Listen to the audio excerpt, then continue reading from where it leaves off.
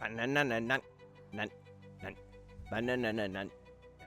Na-na-na-na-na-na. Oh, what's up, demons and demonettes? Tis I, Troxy, a demon queen. And today we are going to be taking a look at Kulu. But before we get into it, as always, toss a like and subscribe down below. Alright, we are on the Pioneer server, so everything isn't quite finished just yet, and we may encounter some bugs along the way. So, Kulu is the latest Hypogean to enter AFK Journey. She is a physical damage dealer with a range of 6. Now we're going to go ahead, we're going to take a look at her abilities. Blast Mayhem, a passive when Kulu's normal hits. Target triggers an explosion, dealing 80% damage to the target and adjacent enemies. Kulu's skills can damage both enemies and allies, but allies take 70% less damage. So very much like Hodgkin's ultimate. Active, Kulu unleashes her fury, bombarding the enemy side of the battlefield 14 times. Each strike hits a random tile, dealing 90% plus 10% damage to all units on that tile and a surrounding area within one tile. At least 10 strikes will hit areas with 1 or more enemies within at least 6 strikes. Will hit the area with the most enemies. After the bombardment, Kulu summons a gigafied Boom Boom to deal 250 damage to all units. She becomes affected by this, and then just increasing her level increases the damage. Alright, Demolition Zone, a passive when a battle starts. Kulu bombs the line of tiles on the enemy side of the battlefield, directly bordering the allied side. So it's going to make a line. It's very similar to like Makolo's arena, leaving a debris that blocks movement on the affected tiles. The bombing also knocks back any units on those tiles toward their side of the battlefield. Debris on the center tile can be destroyed after taking 6 plus 1 hits, but debris on the other tiles is indestructible, right? So it just kind of makes a choke point. Whether the center debris is destroyed, Kulu marks the tile for explosion that detonates after 8 seconds. Kulu teleports to the nearest enemy, dealing 150 damage and to that enemy and knocking them in the air. She returns to her original tile after that. If the target is on the allied side of the battlefield, Kulu knocks the enemy back toward their side of the battle up to 3 tiles. Kulu is invincible while casting this skill. Kulu summons Boom Boom, which bounces 3 times between enemies. The first 2 bounces target the 2 frontmost enemies, devouring them. For the last bounce, Boom Boom targets 1 rearmost enemy. So it's going to bounce towards that enemy, basically. We're going to get about 110% damage here. It's going to reduce their movement speed by 60% for 30 seconds. Alright, Hero Focus just increases attack, and then dealing damage to enemies will increase the attack by 1%, stacking up to 50. Bombs Away, this is her EX weapon. When a battle starts, Kulu applies an explosive debuff to all enemies, increasing their damage taken by 10%, which lasts until the end of battle. When an enemy with an explosive debuff is defeated, Kulu turns them into a Doom Bomb that detonates after 10 seconds. Their explosion deals 210%.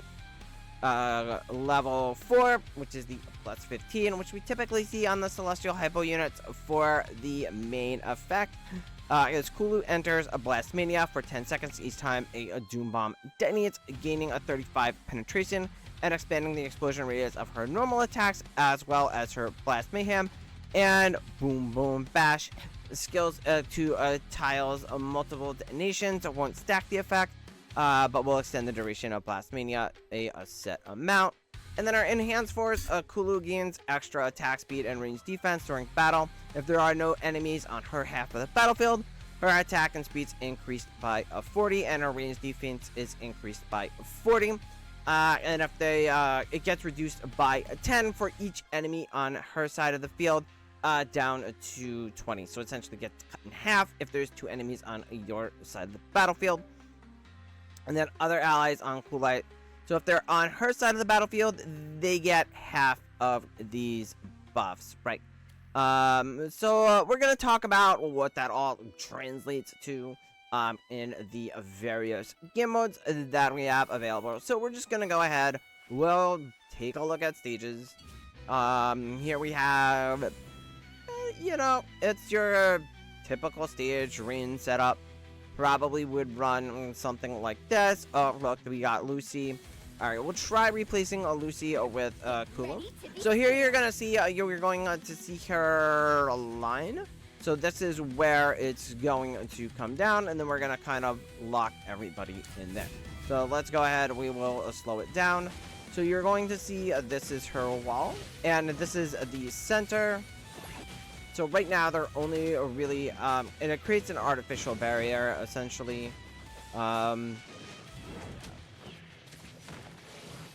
So as you can see, we're not doing too great here. We just speed it up.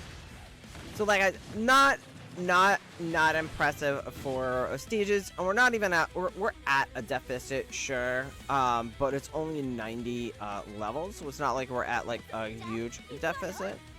But let's go. We could take a look at this side where we have no deficit. Now I've been struggling here. It's Athalia and a Cryonaya on a stage. That's no fun. So yeah, we'll see how this goes. But again, one of the issues I'm noticing here is ranged. So she just doesn't have the damage, I'm going to say, even with the buff, right? So now she's gonna buff Arden.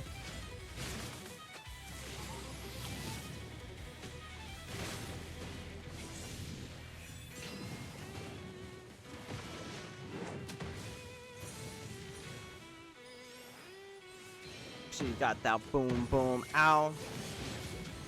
Yeah, so Arden gets it. Doesn't prevent Cryonaya from going off.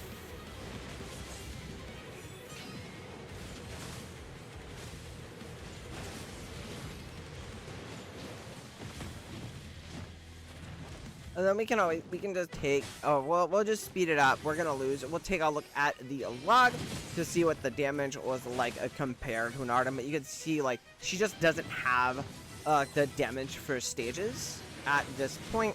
Once we get to deficit pushing, which you're gonna get to pretty quickly, as we normally do. As you can see, because she lived longer, she obviously did more damage, but the damage just wasn't there.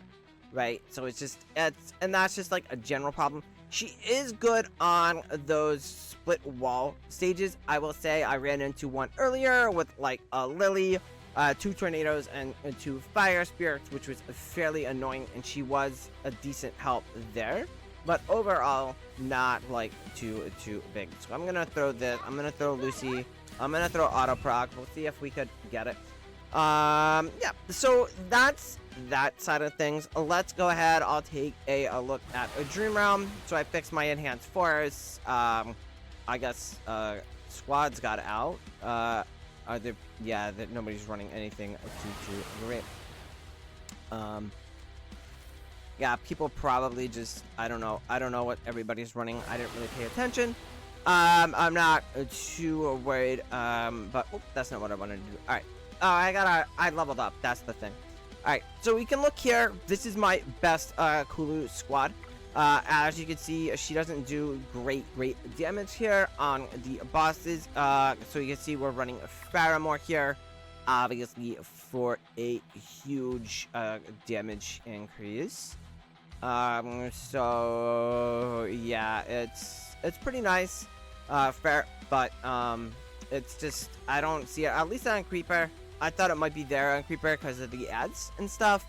And maybe we could get the bonus to, like, but the way it works, we don't really get much of a bonus on the other heroes, so it's not that impressive. So not really that great for Dream Realm.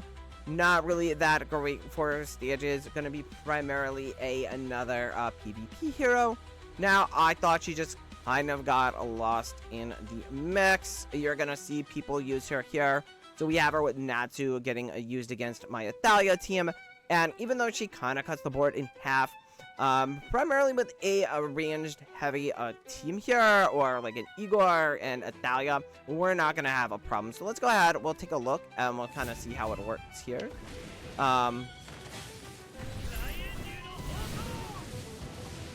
So he just deletes a Thalia, but that's fine. So you could see what, you know, alright, so we got our Shamira gets moved over here. That's probably actually beneficial, because then she gets moved right next to everybody. So that actually helped us out with our Ludovic, right? So then our Thalia just kills her off, and between Shamira and Thalia, we just kill her off. It's not a problem. She's not really, I would say, making a big dent. We could look here. See, we have someone using her with more range with like a Siren. We're set up to counter a Siren anyway, so it's not really going to affect us here. They did beat us. No Kulu. Here we have them testing a Kulu in place of Igor. It's just that this Igor Thalia combo is just like really, really strong. So she does a decent damage. You know, they're just not gonna get through it, right? Probably because the, we'll take a look at this one. We'll see how this one goes. Sure, or why not?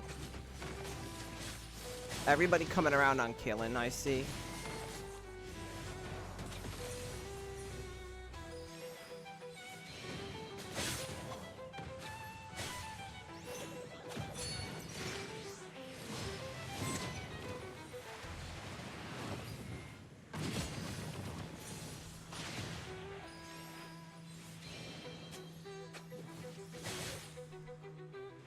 Yep. So they lost. That Igor Thalia combo is just super, super strong. It's going to be difficult for anybody to beat it. There, we got another win. We can take a look here. Now, they did use her here, and, I mean, it was really a Thalia that did most of the damage. She's not going to really do much. So, for the most part, as you can see, we lost against teams with her. We lost against teams without her. To me, that really just doesn't add anything to the overall roster. Now, if we go with the Supreme Arena, I mean, I've only been farming bots at this point, and I've been trying out the new guy here, and then we've been running her here with Cryonaya, but that's just been kind of like to isolate. So, right, so if you run her with like a ranged, right, so we have the kind of like the team here. But I mean, we're going against bots. And we're running Cryo on this stage because of Caitlyn's ability to bring back the dead or something. But we just freeze them so they don't come back, and then it's not a problem, right? So it's basically we're kind of using Kulu to protect Cryonaya in this case.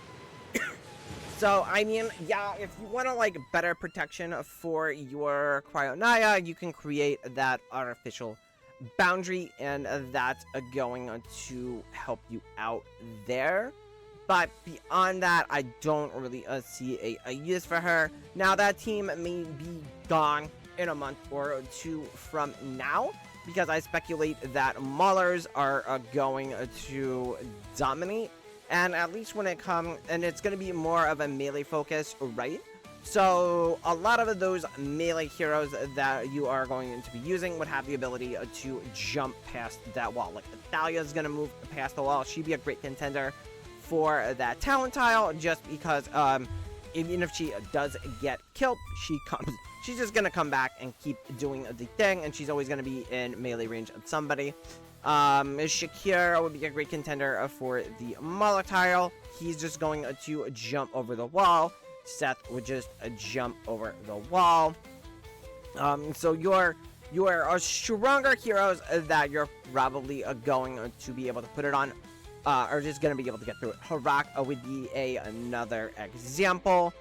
You could tinker with maybe like a Sylvina on the tile as well, and she's just gonna jump past any Kulu walls, right? So like Kulu cutting the field in half is easily manageable if you just know how to counter it. So I don't think, even unless she gets like a crazy level of buffing, I think for now she's going to be an easy pass. Even for me, like, I may, if anything, I may just pull her to Supreme Plus to potentially help out on certain stages with the walls. But even then, I'm skeptical about pulling her because, like I said, she doesn't really feel like she adds anything to the overall roster.